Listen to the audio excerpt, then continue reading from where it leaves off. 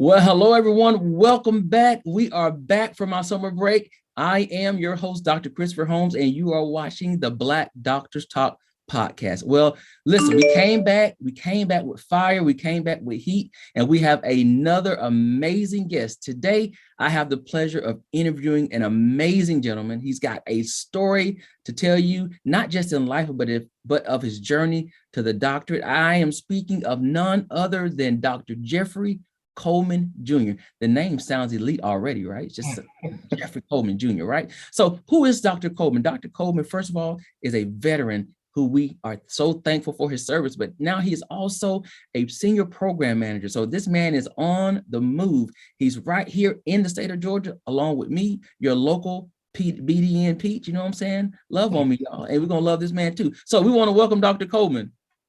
Hey, thanks for having me. I'm really glad to be here, and I look forward to hopefully imparting some wisdom and maybe a little bit about me onto somebody. So thanks for having me. Yeah, I think it's gonna be more than a little bit, brother. I think you got a lot to share. So let's just start off with this first question. Tell us, where does it all begin for you? It all begins in a small lake city, Erie, Pennsylvania. That's where I was raised. That's where a lot of things that I do now, I look back on my childhood and my upbringing to motivate me to move in the right direction and try to do great things and look out for the people coming behind me. So if I had to pick a place where it begins, it'd be in a small town in Erie, Pennsylvania. Erie, Pennsylvania, now located down here in Georgia. Yes. Talk a little bit about your life in Erie.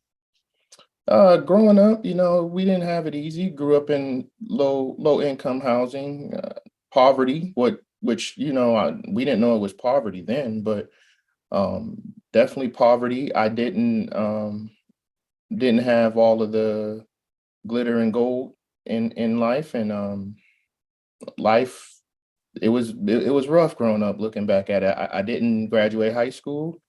I only made it to the 8th grade. Then I dropped out. And I joined the military, but yeah, that was life in Erie. Poverty, strict parents, and being a knucklehead. See, I hope you guys noticed he dropped something and then he gave us a whole time span that was like, okay, what happened? So I'm going to ask the question. What happens? Oh, let me ask this question first. What leads to a young man dropping out of school in the 8th grade? Yeah, so what happened, I was just out in the street. I had some differences with my parents. My mom told me I can either follow the rules or get out. And I went to the streets. I was homeless until I joined the Army at 17. And I couldn't go to school because I didn't have any clothes. I didn't have any mentorship. I had nothing. I was lost. So from 14 to 17, I was just on the street, just kind of there, homeless pretty much. So something triggered in you at 17 or maybe even 16, and you said to yourself, what, this can't be the life for me? Absolutely. So what happened there was I was truant from school and I had a court date, and the judge said, I don't know what I'm going to do with you. And I said, well, because when I was coming into the courthouse, I saw a guy in uniform. I said, I could join the Army. And the judge, he laughed. And, 13 days later, I was in basic training. Wow. So, and 21 years later, I'm talking to you. Wow. So not even a plan going in the door. You just saw something and you were like, I don't want to go to jail or whatever this guy's going to do to me. And so, hey, I'll do that.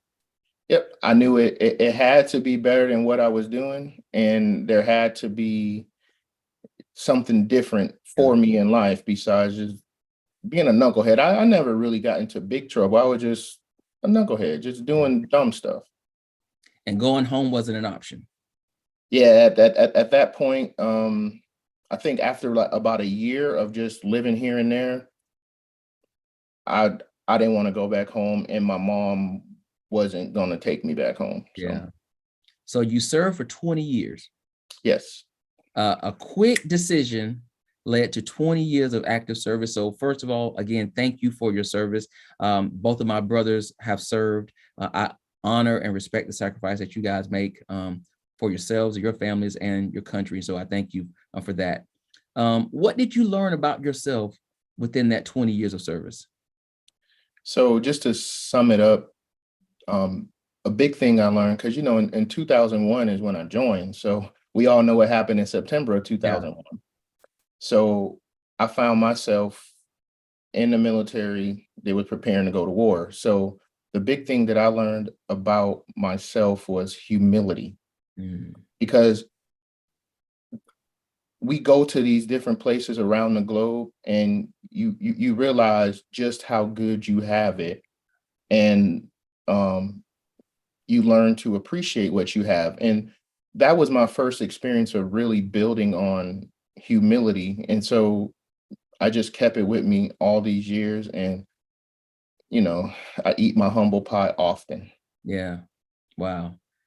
So if the current version of yourself could talk to the 14-year-old Jeffrey, what would he say to him? A lot. But I think the big thing that my current self would say to my 14, 15-year-old self is I would have a conversation with my younger me about choices. Yeah. And I would tell myself and reiterate to myself that the choices that we make today will pop up again later, good or bad. Mm-hmm. So if you make good choices, then when they come back, it's probably going to be a good outcome. And, bad is a bad outcome. So I would definitely talk to myself about making good choices. Mm-hmm. So when you say that, it makes me think about desires, right? And so I think sometimes people underestimate the power of desires. Sometimes those desires are positive and sometimes those things are negative. Life is so wonderful and beautiful that it allows us the opportunity to grow, that we can evaluate and prioritize those desires from being positive and negative and make those good choices. But unfortunately, if we don't have those life experiences like you had as you served for 20 years to really grow and think back and reflect and be humble, we continue to make those bad choices or let those negative desires take over our life. Absolutely. And so you get out of the military and then you make another choice and you start this long years of education. Right. And so, guys, I looked him up on LinkedIn. He started 1 year. He went straight through for like 8 years, like back to back to back. Yes. So what started you on that journey? So what led me to get a doctorate degree? Two things. I knew that 8th grade couldn't be it. So I took my very first college class in 2007. And you were absolutely right when you said I went straight through. My only break was, I believe I had I had a little bit of time where I had to wait for my bachelor's to enroll in the master's. And most of the time when we get a doctorate degree, it's more for you. And because something you want, whatever. I'm big on statistics, and I know only 1% of people have doctorate degrees, which means the guys that look like me, Black males, it's even less. So I knew that I couldn't stay with the 8th grade education in 2007, and I had to just keep going as far as I can go. Yeah. Second thing, I had a supervisor in the military. I'm a jokester. I like to play around a lot. And he told me one day, he said, "Hey, Mr. Coleman," this was in 2009. I hadn't even finished my bachelor's degree yet. He said, "Hey, Mr. Coleman, what are you doing?" I said, "Oh, I don't know. I'm just, doing a little bit of this, doing a little bit of that." He said, "Well, why don't you figure out how to get some letters behind your name instead of joking around all the time?" And Dr. Holmes, I didn't even know what letters behind your name meant at that time. So I went home and I Googled letters behind your name. Wow. How do you get letters behind your name? So yeah, those are the two things that set me on the journey to get a doctorate. I said, well, if I can get letters behind my name, I can get letters in front of my name. So those were the things that set me on my journey. Absolutely. Wow. I like how your life's journey is about these quick decisions. Like something happens like in the moment and you say, oh, I'm gonna do that. You look it up, oh, I'm gonna do that. And you just continue. And like just like with military, it was a quick decision, 20 years of service. Right. With education, it was a quick decision, 8 years of a journey, not just through your bachelor's to your master's, and then you went on to the doctorate. Now, you and I both know, for everybody that's listening, who is on that journey or who has those letters in front of your name, it is not an easy journey. No. So talk a little bit about just some of the things that you went through to achieve getting that doctorate. So I hope that first of all, hearing my story and where I came from, I really want people to know that, trust me when I say, if I can do it, you can do it. If you are disciplined enough and you are willing to put the time in. But what got me through the journey was, one, remaining flexible, because part of it, I was deployed and I remember sending homework assignments in the mail. Wow. I remember staying up all night, then having to go to work the next day. Shout out to Red Bull. But, you know, I had to sacrifice and do those things, but I knew that I am big on finish what you start. Yeah. If I take one class, then I'm going to take all the classes. And so that was important to me. And I wanted to serve as an example to the generation coming behind me. I can't say it enough. And people don't believe me because all they see is a doctorate degree, but they don't see this. What I'm on a 24-year journey now from the time I was 14. And if I can do it, you can do it. It's good choices. Yeah. Yeah. Like you said, commitment, Absolutely. flexibility, because you will get knocked down. Yeah. You get diverted, you'll get some feedback that you think it's suggestive, but it really isn't. Like, this is what you need to do. Right. And then you said you were deployed for part of that. Yep. In 2000, so I started my doctorate degree in 2014, and then 2015, 16, I was between Kuwait and Iraq. Wow. And that the advice I got, or the opinion that I got from people, was that, oh, you should take a break. You should. No. Because if you can do it when times get hard, yeah, you can do it when it's easy and you're in a great environment. So yeah. I chose the hard route and just keep going. And don't, what they say, don't quit while you're ahead. Some people quit while you're ahead, but sometimes you don't quit while you're ahead. Yeah. And I had the momentum, like you said, going straight through. I had the momentum and I just wanted to keep going. As they say, come blank in high water, So, I mean, I know, and this is a difficult question, and I don't know how this really applies to you, but many of us have people that we confide in. We have mentors that we connect with to help us through this journey. Did you have anybody in particular that helped guide you and support you? So it's funny you asked that, because I was actually thinking about this interview last night, and I went back to when, oh man, way back in life when I was like 7, 8 years old. I can't say that my parents were bad parents, but they did the best with what they had, the tools, the knowledge, all that. And to answer your question, no, I've never had a mentor. I think a lot of what I do is I'm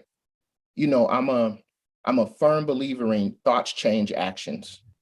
So if I don't know something, I'm going to go look it up. Yeah. And I'm going to research, and I'm going to do whatever I need to do to no longer be ignorant on that subject. So, and that's kind of what you got to do when you lack a mentor. You don't have that person to call on and just say, hey, Dr. Holmes, here's my situation. What should I do? What can I do? So I don't think it's hurt me, but I think it's definitely taken me the longer route and getting to some things that I could probably get to sooner. And even now, um, there's probably some shortcuts I could have took with a mentor, but I've never had one particular person to just guide me through over the years now. Wow. Well, you got a family now. You've joined BDN, so we're now your support system. So you got a network of doctors that are here to support you if you ever need anybody to reach out to. And I promise you, your story is going to really encourage some people. And I think you're going to serve as a mentor for a lot of people who feel like they don't have the opportunity to do what you've done. Mm-hmm. And this story is going to say, you know what?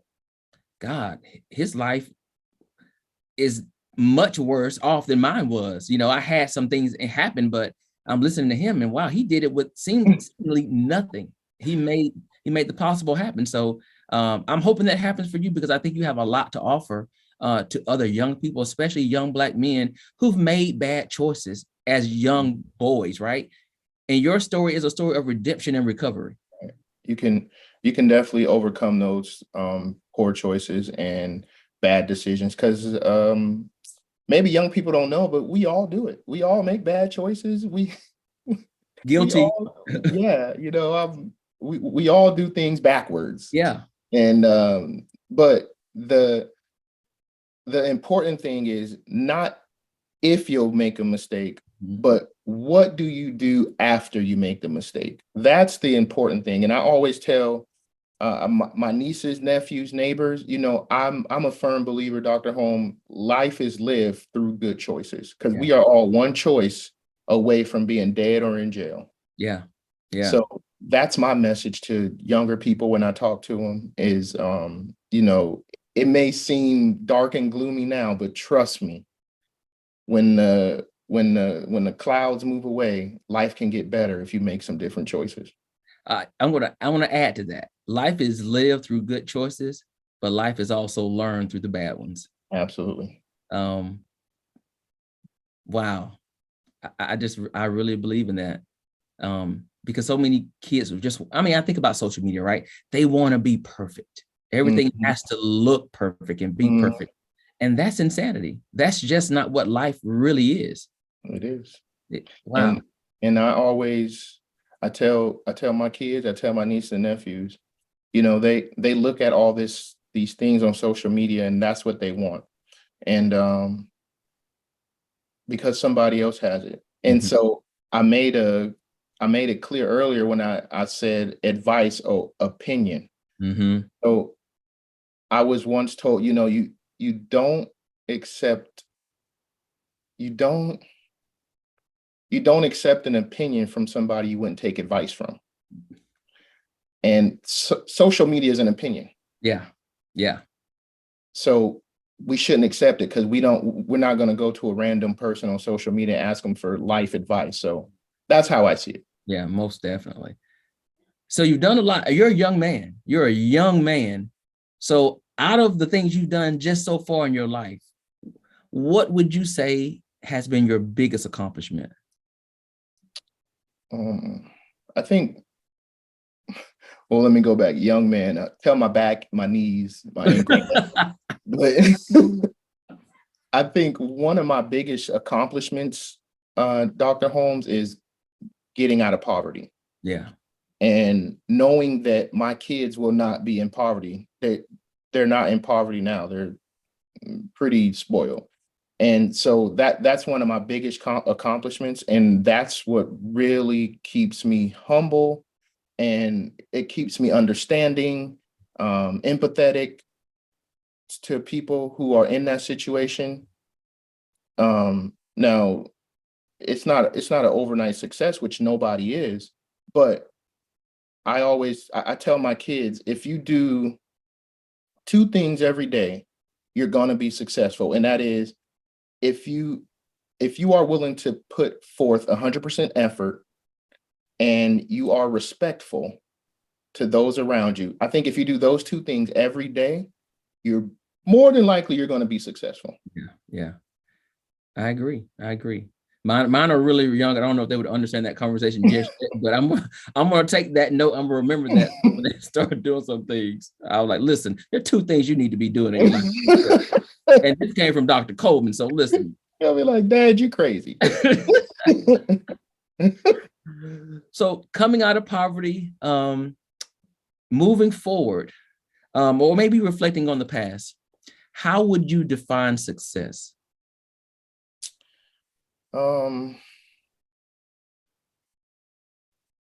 So I think that success is it's not the accolades you receive, the position you hold, the money you have. I think for me, success is how anybody I talk to, anybody I come in contact with, how did I leave them feeling? Mm. That's going to determine, to me, if I'm successful, and it also determines our legacy, because people care less about what you did. They care more about how you made them feel. Yeah.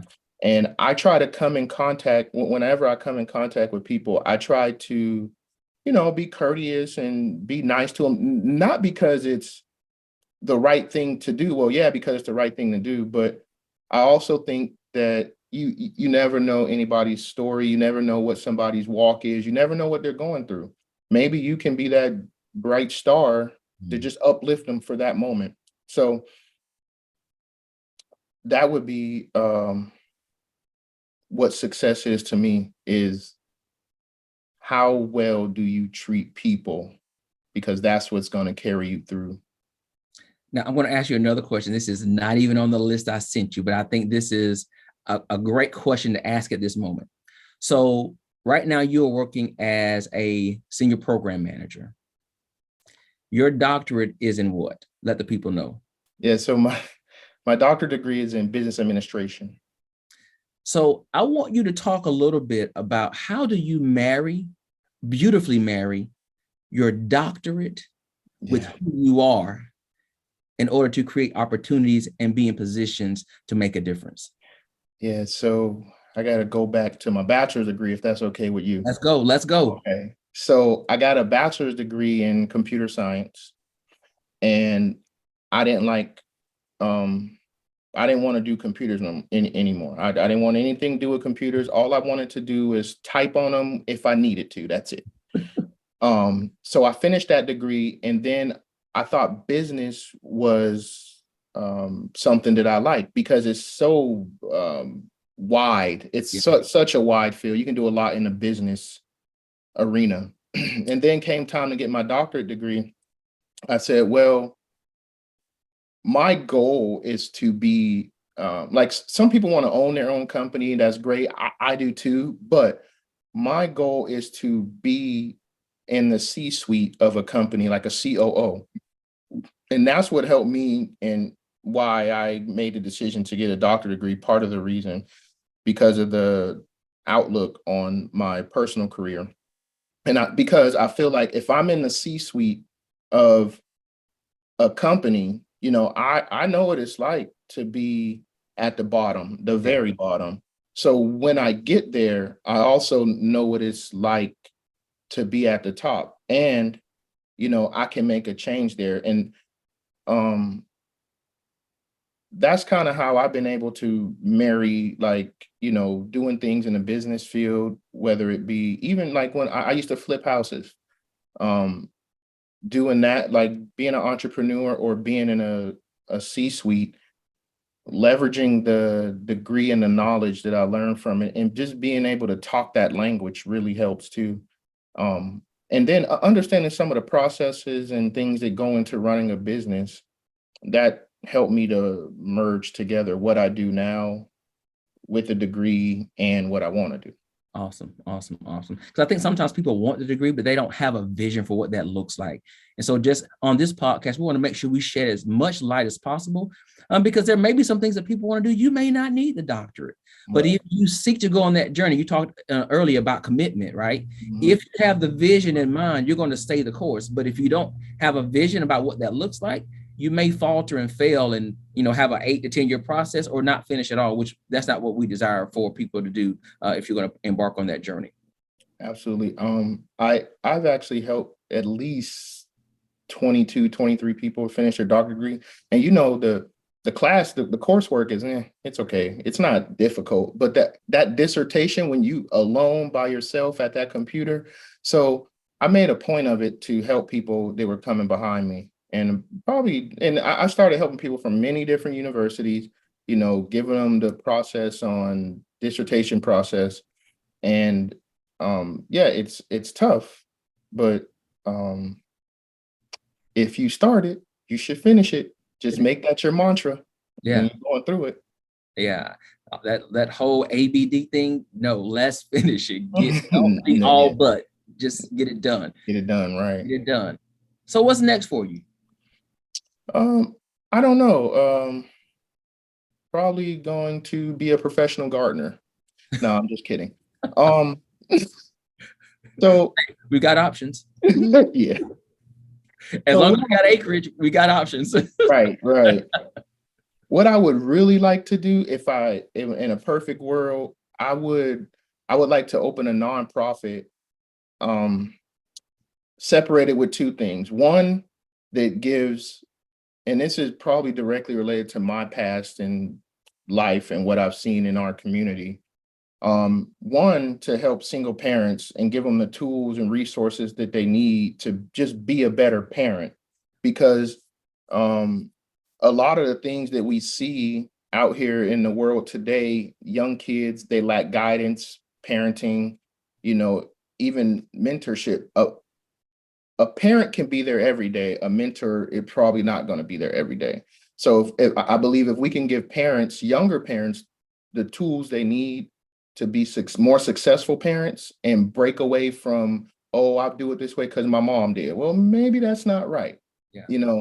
So that, and then I want to help young men. Like, I want to put young men on a better course and help them see that where you are today does not have to be where you end up tomorrow if you just make good choices, because thoughts turn to actions and your actions going to change your life. Yeah. So that's kind of how what I would want to do is, the nonprofit, for those two reasons. Awesome. Well, we're praying for that. I want to see both of those come to fruition. I hope so. If you had one wish, what would that wish be? Whew. So just one wish, and it kind of jumps on what I just talked about. I would really want young Black men, especially young Black men, but any person, to understand that just because you make poor choices, it doesn't mean that has to be the outcome at the end of the road. We are all given the ability to change and rectify and overcome those poor choices. We just have to be willing to do it. It's not easy once you make a bad choice. Like, you get a speeding ticket, you got to go to court, okay, but it's a process once you make a bad choice. But my wish would be to get ahead of those bad choices, so we don't make as many of them, because we're going to make some. So that would be my wish, to impart on the youth of today. Yeah. Wow. You're deep, brother. You're deep. You got a lot to offer. I see it. I just think your experiences in life, if people just heard it, just listening to the story without even knowing you and having, conversation afterwards, it would just really impact people in a very profound way. Because I think you just had opportunities where you could have just given up. Absolutely. And you didn't. And so there's something embedded deep inside of you, whether or not you were given those tools through parenting or the streets, but it's just innate in you. And so there's so much more that I don't even think you've even tapped into yet. I hope there's more. That I love, like, motivational quotes. Yeah. And I read them all the time. And one of the things I do too is every situation I'm in, good or bad, put it in perspective. Yeah. That's what I, especially the bad ones, Mm. like put it in perspective. Like, I could get a speeding ticket and start yelling and crying, but really think about it. Were you speeding? Were you wrong? Okay. I always do a self-check first. So that's what really helps me. Like I'm calm. Like some people be like, do you ever get mad? I'm like, I used to. Mm. Yeah. And if But he did, you probably don't want to see I it. don't. Like I don't. And now I'm just like, nah, man. I try to do everything with a smile, keep it in perspective, and do the best I can for the generation coming behind me. Because I have like 27 nieces and nephews, and they're all looking at me. Wow. Wow. Yeah, that's a whole other conversation for a whole other after. After the podcast Oh conversation. yeah. Oh yeah. So we're so excited to have members like you be a part of BDN. What are something that you're looking forward to, or you're excited about as a member of the Black Doctoral Network? So when I first went to my first conference, I had no idea. I think it was 2017, 2016, somewhere in there. Maybe it was 2018, right when I had just finished my doctorate degree. And it said a Black Doctoral Network. And I was like, okay, I'll go. Yeah, I think it was in Charlotte. Mm-hmm. And I was just looking to network, just what it says. Who can I network with? I did not know I was going to meet lawyers and judges and doctors and professions I can't even pronounce. People work at NASA. Yeah. A nuclear engineer was there. And I'm like, this is awesome. And it's all in, one big community. Yeah. And that was really eye-opening to me. So that's why every year I pay my fee. I don't mind. And I enjoy networking with people, but it's better when I have a Black doctor who, we share some of the same similarities coming from a similar community. So Yeah. that's been great for me being a part of BDN. Yeah. Well, we're so excited. Like I said earlier, it is a pleasure to have you be a part of this community, to have you be one of us, and to know all the great things that you're going to do in the future, and hopefully in network with other professionals in this network. So, Dr. Coleman, you already had the letters behind your name because you're a junior, but you just added some back there in the front of it. So, will you please tell our viewers and listeners how they can go and connect with you on your social media networks and things of that nature? Yeah, so I only have LinkedIn. So I'm on LinkedIn. I don't know what the name of it is, but I don't know. Maybe, I don't know, Dr. Holmes, if you can bring it up on the screen after, and post edit. I don't know. Follow him. He's at Jeffrey W. Coleman. Jeffrey W. Coleman, right on LinkedIn. Go and connect with him. Okay. Yeah. So that's where you can find me. Facebook, Instagram. I don't do all that. So yeah, I'm very simple. He told you he's a humble man, guys. So he's not lying. He just has a LinkedIn. Go check him out. Follow him, connect with him. And while you're doing that and you're following Dr. Coleman, go and follow us on all of our social media networks as well. We would love to connect with you. We would love for you to join our community as well. The more, the merrier. We're always looking for bright brains, those who are looking to expand the work in the Black academic world. Thank you again for joining us on the Black Doctor Talk podcast. It has been a pleasure. Again, thank you, Dr. Coleman, for sharing. I'm excited for you, brother. I'm excited to connect with you. I'm excited to see what you're going to do in the future. Until then, guys, don't forget to join us next time. We'll be right here. Be sure to like, share, subscribe. Until then, be safe, be blessed, and we'll see you soon.